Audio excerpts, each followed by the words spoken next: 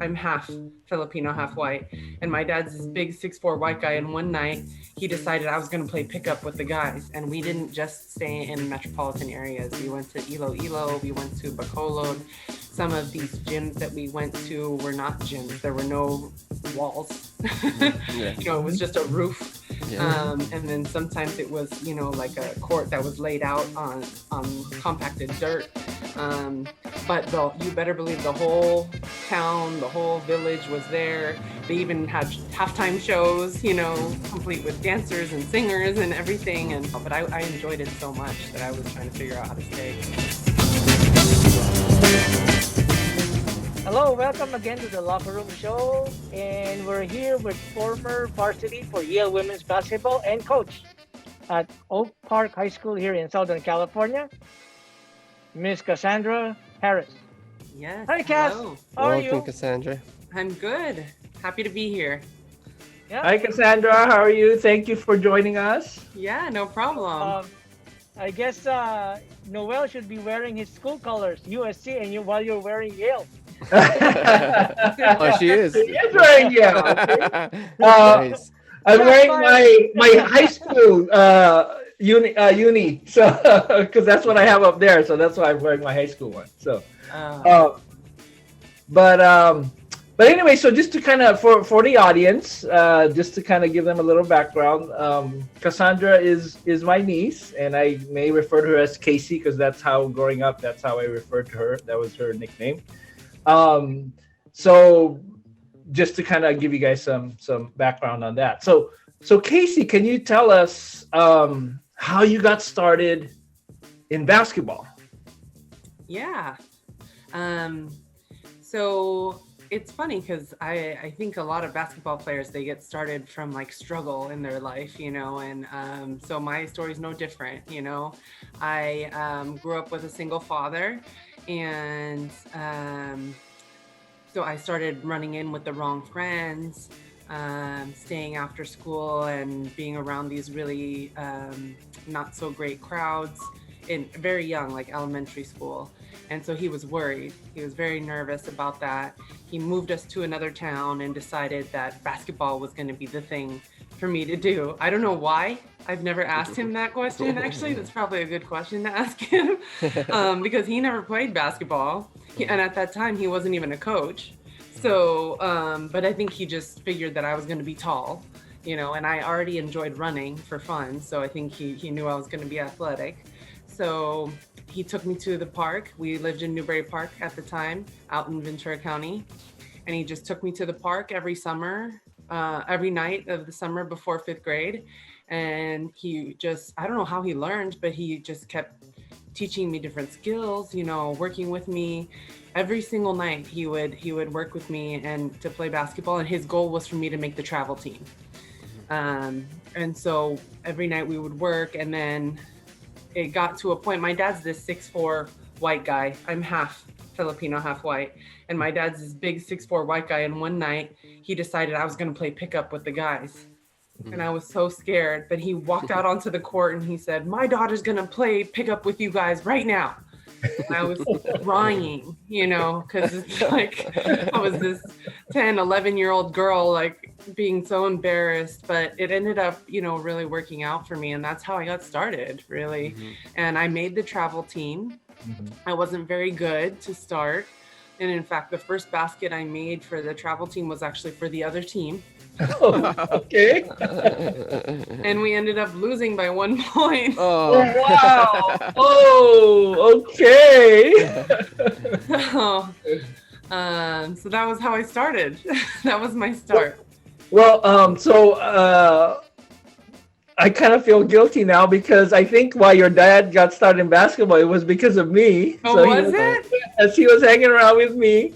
And, I played basketball in high school and, so he would come along with me and we would go play basketball. And so I remember watching you guys play in the men's leagues. Yeah. So that's how he got into it because I would play and he wanted to join. And, your dad's big, right? So he's kind of like from the 80s, like, very physical, Bill Lane Beer.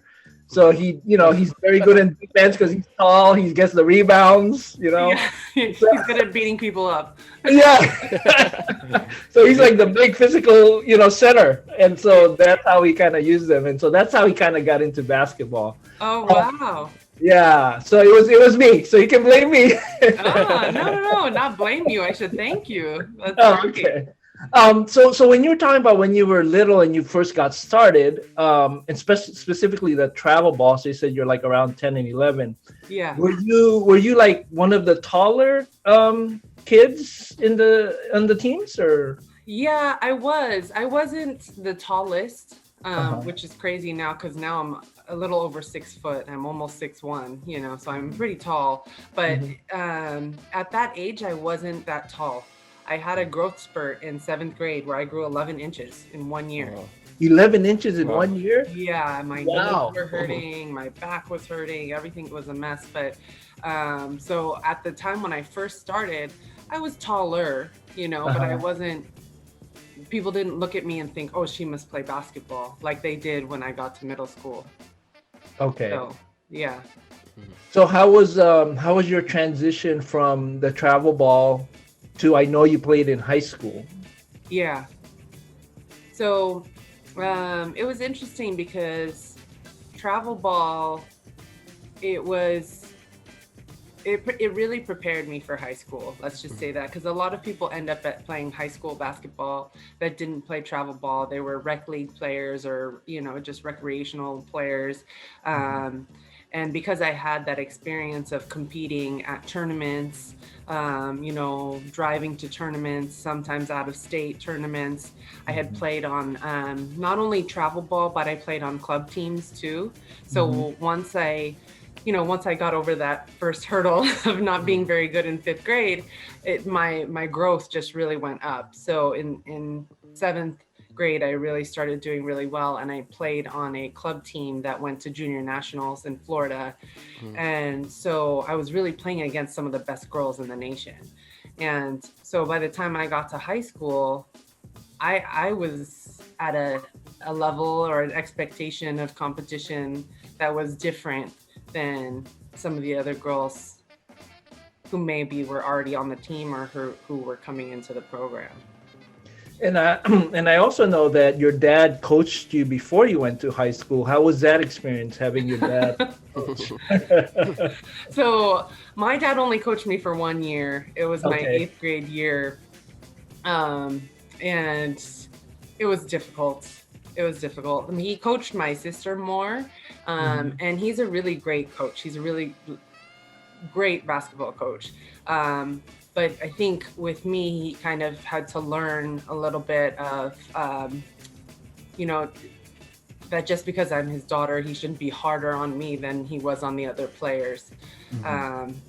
So it kind of, we had a strain in our relationship as a result of that 1 year, I think. But after he was not my coach anymore, then it became more of like the father-daughter relationship, and he would give me pointers after games, and he would still help me because I still played club in the off season. I played on club teams and stuff.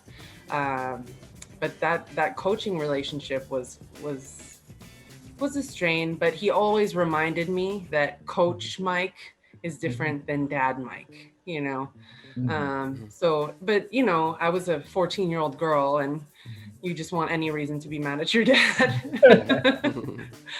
So.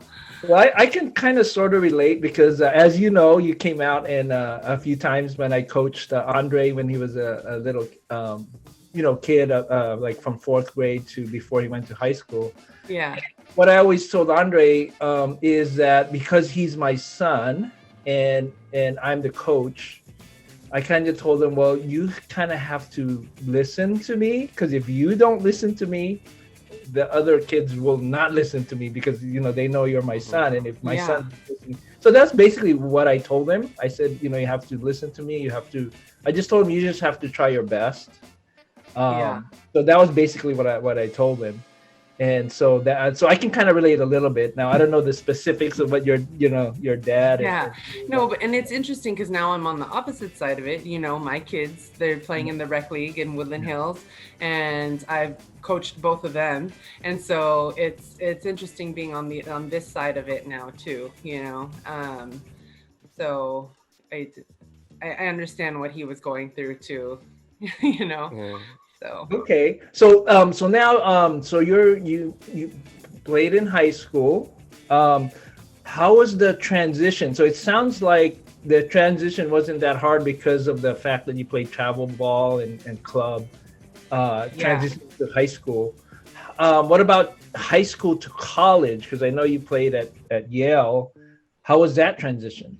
that transition was tough. That transition was definitely harder than anything. I'm really happy that I got to play club basketball before I went to college because I got to compete at those higher levels. And I played on Storm, California Storm. So they're a pretty well-known club team. And I was one of the first teams that, really traveled and did all of that. And we were, I think we were the first year sponsored by Nike. I was on the 15 and under team, and there was a 17 and under team. And I don't know if you guys know Elena Beard and Isis Tillis and all these girls that ended up in the WNBA, and they were on the 17 and under team when I was on the 15 and under team. So, having that experience of playing at that level really prepared me. But I think what shocked me the most was the training and how much time and pain and effort went into it. And so that transition was really hard. And then also being away from home. You don't have your family around, you're living in a dorm, you really have to be responsible to make sure that you're meeting your schedules and eating properly and sleeping properly. And, it was tough. That transition was tough. Now you talked about the Storm. I know you also went to a Michael Jordan camp. Was that while you were at the Storm, or when was that? While I was at the Storm, my coach actually, when I was on the Storm, he had a connection and was able to get me into the Michael Jordan camp. And he was always my hero, growing up. So that was awesome that I really got to go to that camp. And actually, there's a funny story about that camp because the girls, so I think at that time I was 15. So the girls were supposed to go play with the boys that were a year younger. So I was 15, I was supposed to go play with the 14-year-old boys. But I decided, oh heck no, I'm not doing that. I want a challenge. I'm here to work. Yeah. So I went and played with the 16-year-old boys. Oh, wow. Like a year older. So I actually moved up and played with the older guys. And I also knew I would be fine because I grew up playing pickup. As I told you the story, my dad forced me into playing pickup at the park with the older boys. So I knew I was going to be fine and hold my own. And I actually won like a special camper award at that camp, even though I was playing with the older guys. So that was fun. Wow, that's pretty brave of you to do that. Yeah, it shows you a little bit about my my confidence at that age level, So how did you do that? Did you have to tell them your different age? Yeah, or? I told them I was 17. Cool. And you were tall enough that they believed you, right? Exactly. I was 6 feet tall already, so they said, okay. Yeah. So I also remember you guys live kind of far away from us, but I remember going to watch you the Panthers, right? The Newbury Park Panthers. I remember that, and you guys were like black and yellow, if I remember correctly. Yeah, black and gold. Yeah. Black and gold. Okay. Yeah. There you go. So how was it playing in high school? What position did you play? How did you find it playing high school ball? So I was also a very good student. I was, you don't get to go to Yale all willy-nilly. So it was difficult for me trying to balance the work that was involved in playing basketball and taking all of those classes that were extremely rigorous. So I think that was a huge thing for me to learn. And then also my senior year, I ended up getting a part-time job too. So it was just, it was good preparation for life because there was just never any downtime. There was never any time to just relax or hang out or so I was just always doing something. I was always either studying, working out, or at work. They basically didn't have much free time. Yeah, I didn't have much free time, but I think it taught me a lot. You know, it built me, it built my character to be the person I am today. Taught me a lot of discipline and self-restraint and all of that. But what was cool about basketball was it was the cool thing, you know, and it was the thing that made people know who I was, and people knew my name. And you know, I would go out to Jamba Juice or something, and they would be like, "Oh, there's Cassandra Harris." And so you know, growing up in a small town like Newbury Park, that was pretty cool, you know. That made you popular, right? Yeah, gave you some confidence. Yeah, you know? That's good. And then so we talked a little bit about the transition basketball wise from high school to college. Yeah. And you talked a little bit about the training. What about the position? Did you play a different position in high school versus college? Yeah, so being almost 6'1" in high school, as you can imagine, is pretty tall. So I played center most of the time. And then when I got to college, Yale, it's Ivy League, but it's still Division I. And so for the most of the time I was there, I was probably the third or fourth shortest girl on the team. So I was playing the 2 or 3 guard for most of my time in college. But I still had those post instincts, and I was pretty tough inside. So on defense, they had me guarding the post players. So on defense, I was a post player, but on offense, I was the 2 or 3 guard.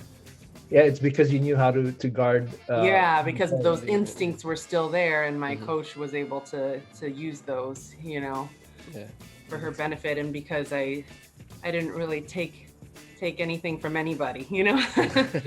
So got it from your dad. dad. And then I also know from the fact that because it's an Ivy League, they don't really give athletic scholarships, right? So they had to give you you have to get an academic scholarship. Can you talk a little bit about that? What are the advantages, disadvantages that you can see by getting an academic scholarship as opposed to an athletic scholarship? Yeah. So it's actually based on need. So it's not necessarily an academic scholarship. The academic part is getting in, right? Okay. So I mean, getting into Yale is no small feat, as we all know. So just getting in was trust me, was hard enough. Okay. I believe you. Because I didn't get into Yale. So. Yeah.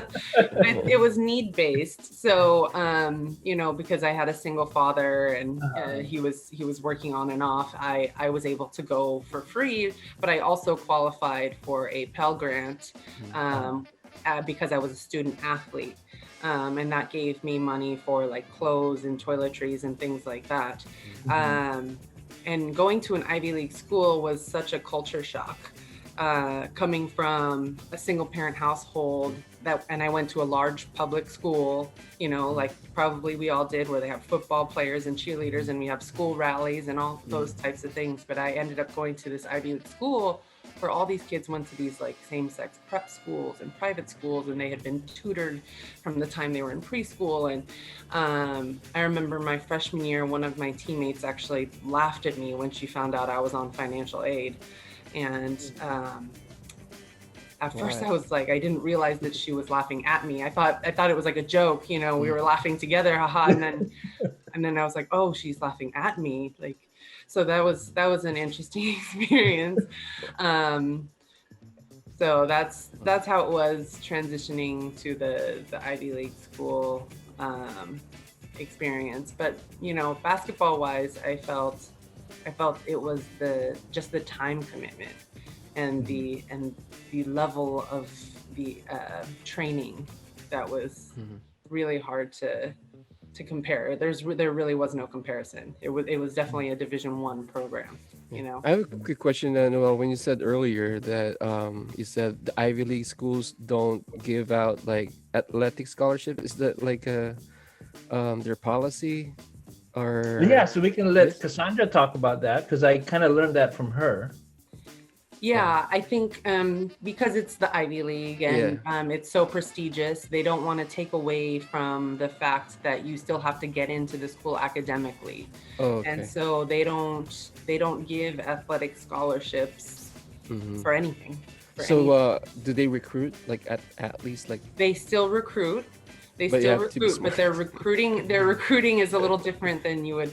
Yeah. So in the club pamphlets, when you go to these club tournaments, Yeah. they list the rosters, but they also list your GPAs. Oh, okay. And I Yep. think they do that for like the Ivy League schools because they know, oh, this person we can't recruit, or Yeah, you still have to make the GPAs and the yes. yeah. You still have So to in other qualify words, to when go you to go the to a school, right? Yeah. Yeah, Yeah. yeah, yeah, so you have to have the brain for you to play in an Ivy League school. Yeah, Mhm. yeah, that's it. So yeah.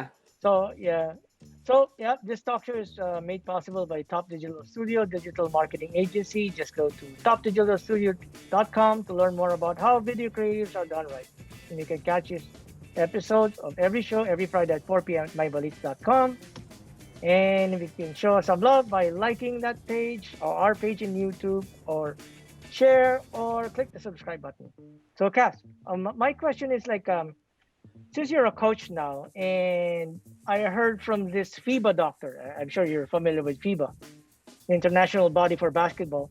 They said that the mechanics for teaching or training women's or girls basketball is different from the way they do with men. So, I mean, they should start with the mechanics first, then the skill.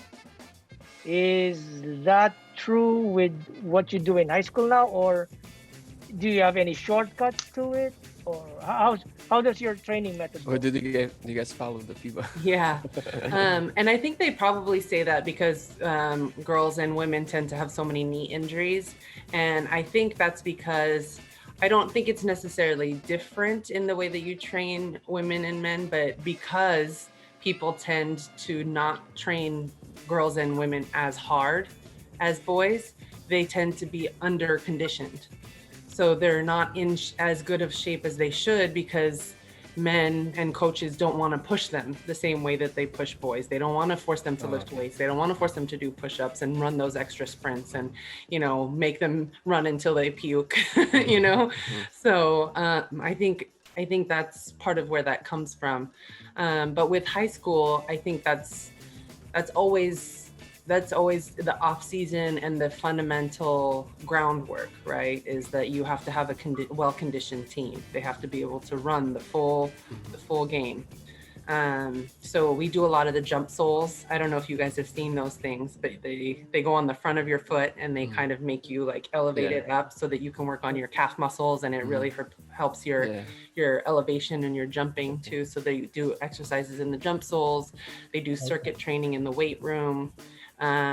But it's also coupled with skills, because skills, that's the whole game.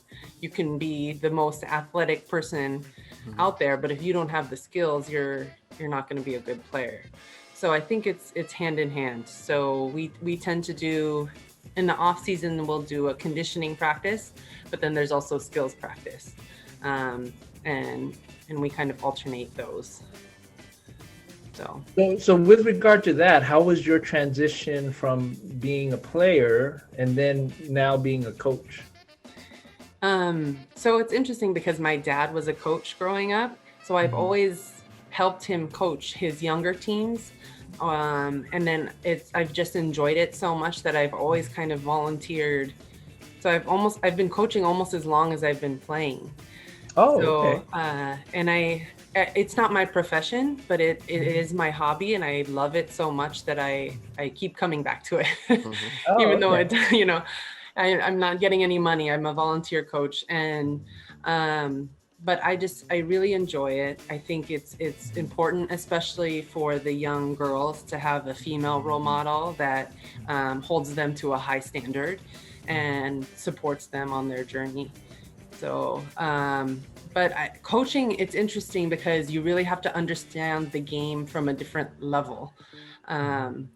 You can have a high IQ for basketball when you're on the court as a player, but then it doesn't always transition as a coach.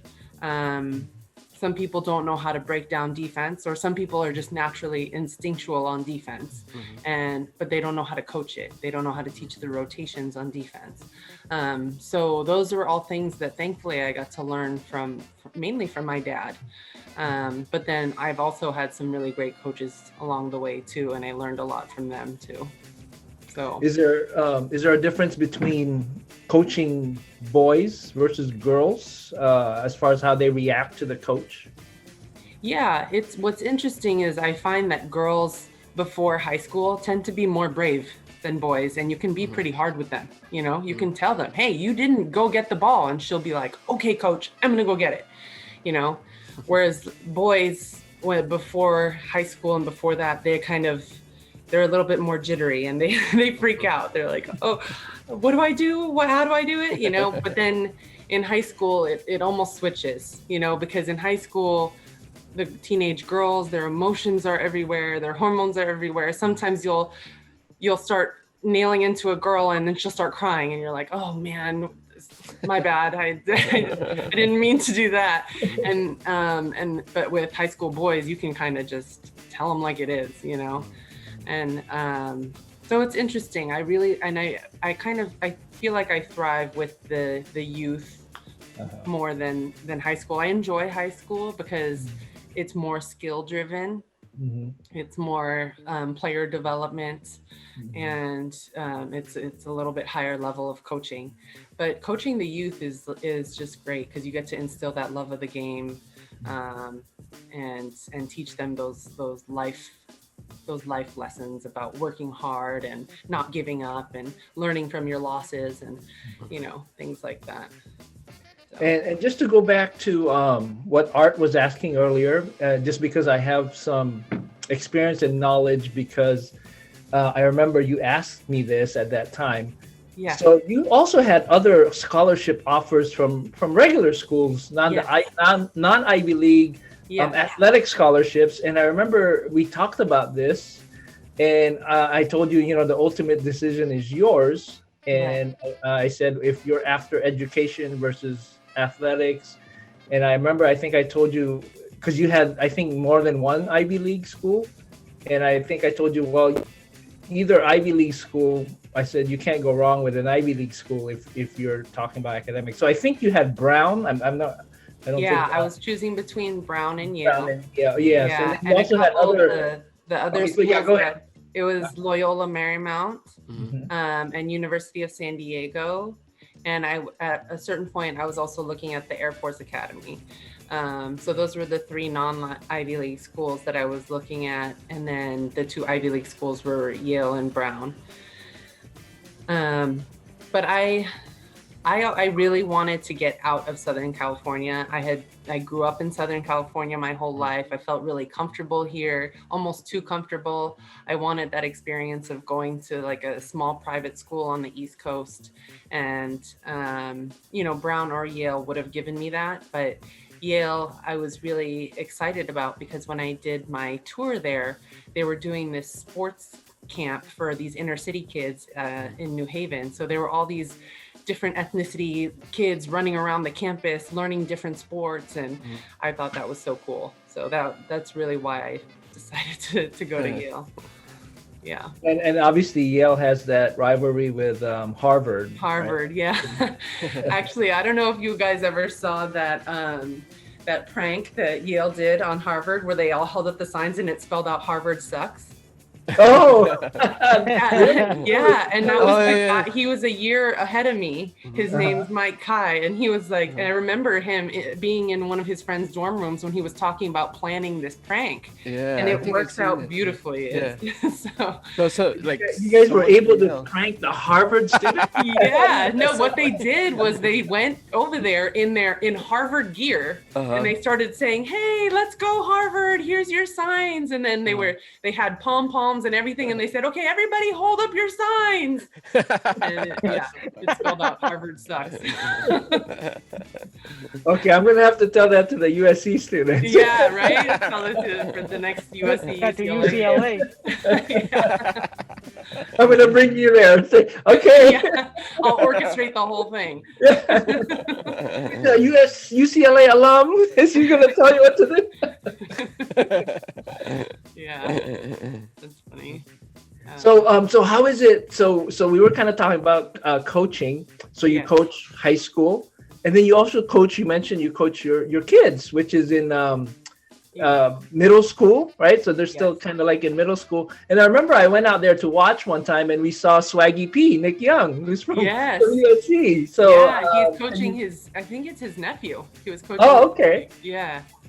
So how is the difference? Obviously, high school, it's more formal in a sense that you Yeah. guys are playing CIF games versus like just rec league with your kids.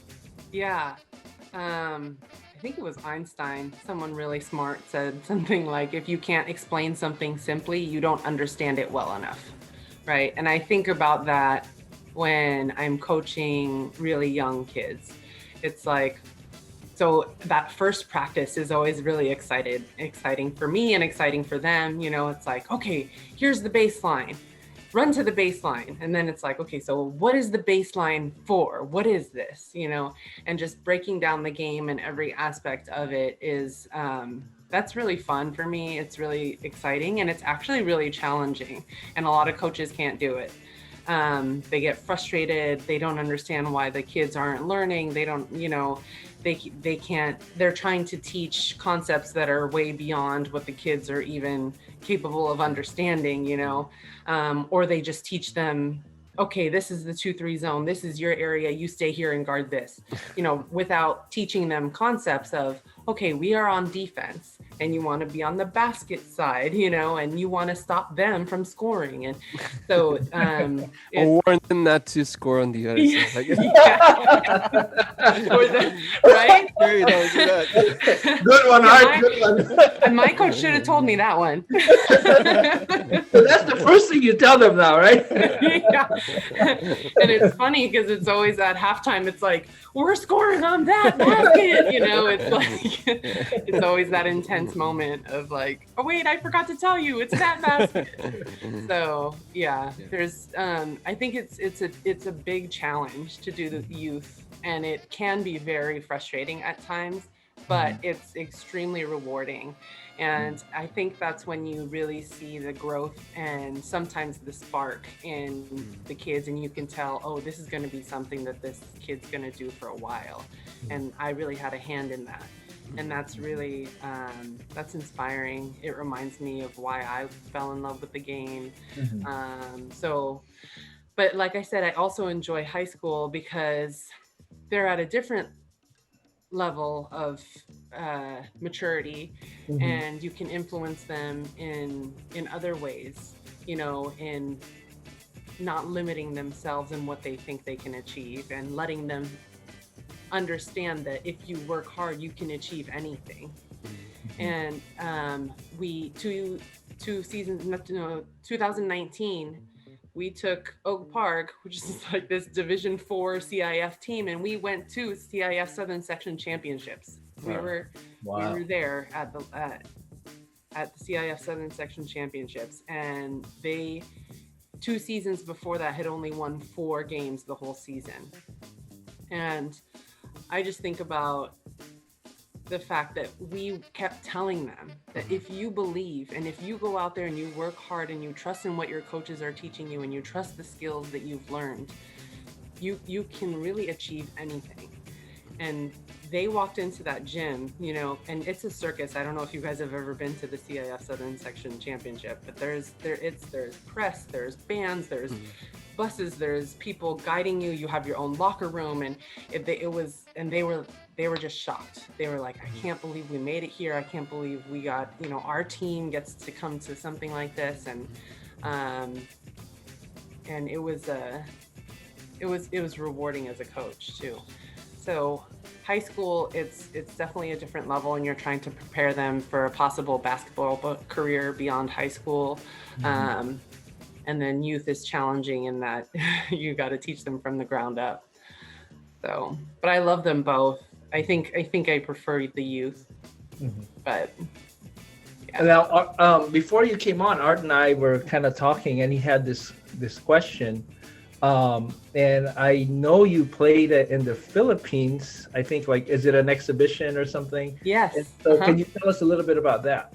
Yeah. So I graduated Yale in 2006, and I was introduced to Jackie Gupilan, and she's the oldest sister. I think Shelly actually played for the Filipino national team last year, her youngest sister.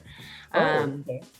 But I got introduced to them, and they were kind of heading up this LA Showtime was the name of the team, and it was like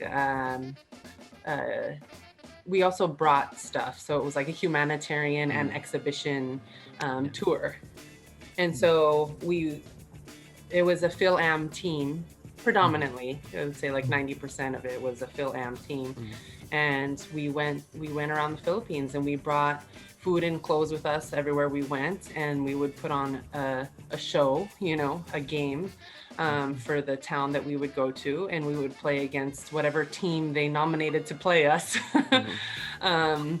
for that game.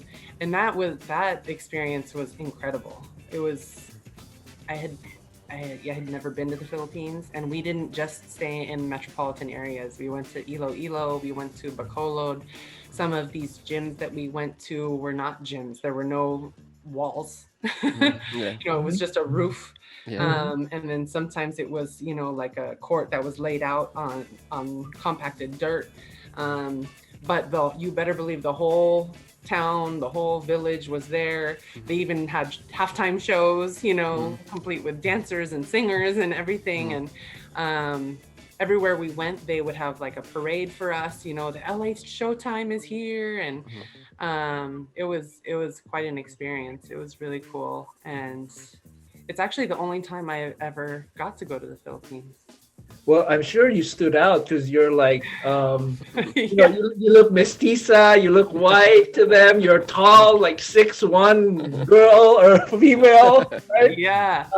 So how was I was getting all kinds of stuff. People were, they were like throwing different names at me. I didn't know who these people they thought I was. And then the Miss Universe, she was half white, half Filipina, and they kept thinking that I was her, Precious Lara or something. Yeah. So they thought I was her, and then they would think I was somebody else, and then and even people would just come up to me just because they thought I was so tall. So they probably random people wanted to take pictures of you, right? Random people would come up and want to take pictures with me, and I had my hair in braids too on top of it, so it just added to the whole effect. So what about the actual game? Was it different, like playing against the Filipinas versus the US? Yeah, it was. They were it was more like a street style basketball, where they were very scrappy, they were very physical, and they were more like intuitive about the game. So they didn't have specific plays necessarily. Nice. They did have plays too. They had where they would set a screen and stuff, but it was more like, oh, this person sets a screen for this person, and then you would play from there, and that's how they would play. Whereas we had like full on plays and zones and defenses, and so on the women's side, the games weren't very close. We beat them by a lot, but on the men's side, I noticed that those games were close, and they even lost a couple of their games. So I thought that was interesting too, that the American women were really outperforming compared to the Filipino women. Was there? Since you had the experience of playing for both Americans and Filipinos, would you say that the Filipinos only lack the size to compete probably internationally, but they have the intuition or the mental capacity to play basketball? Would you agree to that statement? Oh, absolutely, and in some ways they're tougher. I think like you were talking about skill versus conditioning. I think with a little bit more skill coaching, they would have been competitors at anywhere in the world, because not only were they athletic, but yeah, they were definitely mentally tough. You know, nothing, sometimes we'd be winning by 40 and they didn't stop diving for the basketballs. They didn't stop boxing you out for the rebounds. You know, they never quit. So it was inspiring, really, you know, that they maybe didn't have the same skill set, but they were really working hard. What about height advantage as kind of Mike? Yeah, so that's, I mean, and that was another thing that's a definite advantage. I don't think anyone came close to my height. I mean, there was probably one girl that was like 5'9", 5'10", but definitely no 6-footers on the female Filipino teams. How about on the men's side? Was there also a distinct height advantage? Not as much because the men was also a Phil-Am team. So there wasn't as much of a height discrepancy with the men's team versus the Filipino men's team, because the Phil-Am, there were some mixed Phil-Am kids, but there were also some mixed kids in the Philippines that were playing against the boys. So okay. How long were you guys out there? A little over 2 weeks. And we played 10 games. So Wow. we were busy. Yeah. Yeah. So like 14 days, and you played out of those 14 days, you're like, you said a little bit over 2 weeks, so 14 plus days. And out of those 14 under the days, sun, you're playing 10 days. 10 days. Yeah. It was a, I know I've always said I really want to go back, you know, not having to play such a rigorous schedule. I want to enjoy my time in the Philippines. Like a vacation, right? Did you guys didn't go around, like go to the beaches or like We did. I mean, we didn't get to go around as much. I remember one of the most impressive days that I had when we had a day off was in Iloilo, and we got on this boat, this catamaran. You know, they put down the plank for us to walk from the cliff onto the boat, and we got out on the water, and the boat was flying. Like, you know, the wind was going through my hair, and then I realized, I said, wait, there's no captain? There's no machine, you know? And then I realized there's no sails. I said, how is the boat moving? I was so impressed, but these guys kept running back and forth across, and they were just using the I don't know what they're called, the things that go in the water, and they were just catching the oars? Was it the oars? Oars. They were like oars, but they would like pull the strings, and they would change the direction in the Oh water. yeah. They just knew how to catch the current in the water. Yeah. And I kid you not, probably 20, 30 miles per hour across the water, and it was impressive. I remember that, and the water was so blue, and you would just look out on the ocean and just see islands, green islands everywhere. It was almost like being on another planet. Was it a man-made catamaran? Like you can tell that they actually made it? Yeah, it was a wood handmade catamaran. That's exactly what it was. I didn't realize what it was when I got on. But then, halfway down the boat ride, I was like, wow, this is impressive. That's really cool. how about the food, Cass? Did you adjust or try any of the cuisines or delicacies out there? I did. In fact, because we weren't always in metropolitan areas, I didn't really have a choice. One time we were going through the villages, and we hadn't eaten, and we were so hungry, so we had to stop, and we asked, and they said, oh, the house at the end of the path, you can pay some money and they'll feed you. And so I still don't know what I ate. Are they good? But I can tell you that it was delicious. It was really good. Oh, okay. That's at least. Yeah, it was really good. And then when we got to Manila, I was a little adventurous. I tried balut. Oh, really? Oh, I wow. did, yeah. So the food was great. I loved it. I kept trying to find ways to stay in the Philippines, but I had already graduated college. So I was trying to figure out if I could stay and do my master's and continue playing somehow, but it it didn't work out. But I enjoyed it so much that I was trying to figure out how to stay. So, did you have to have like a dual citizenship or passport? Did you ever have to think about that or cross that path? No, I didn't need a visa at that time. I just needed a passport. But I had gotten a passport because we traveled to Australia with the Yale team. So I had gotten my passport. Yeah, basketball literally took me all around the world. I'm so grateful. But I had my passport because the Yale team went to Australia my freshman year. So luckily I already had a passport. But you didn't need to have like a Philippine passport too, like if you wanted to go to school there and play basketball. Oh, I didn't start looking into it that deeply yet. Yeah. Okay. But So, I was talking to some of the coaches though that I met about what would happen if I came here for my master's and would I be able to play on the team, and so yeah. So Cass, we're gonna let you go. I know you're busy, and yeah, in behalf of Noel, myself, Art, Yes. Top Digital Studio, we'd like to thank you for your time. Yeah. And Thank I you. hope Thank you so much. we'll see you again. Yeah, thank you very much. It was a fun conversation, actually. Fun listening. Thank you, Story. Casey. Okay. thanks. All right. Take care. Bye. Bye.